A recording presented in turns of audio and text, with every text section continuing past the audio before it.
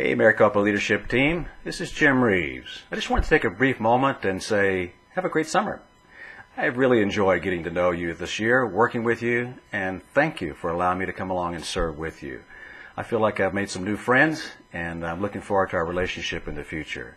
Hey, whatever you do this summer, I know there's a lot of work going on, but take some time to enjoy it. Replenish your batteries. You need it, and you deserve it. And let me just slip in a little comment about all the economic conditions. You know, throughout history, you history teachers, these have been the kind of times when real leaders surface.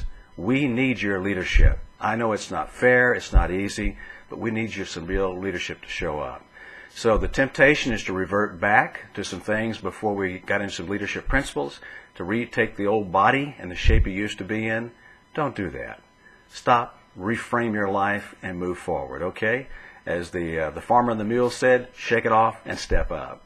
Hey, you're a pleasure. Call on me anytime. I look forward to it. And again, have an awesome summer. I appreciate you so much. Thank you for what you do and how you do it. Bye-bye.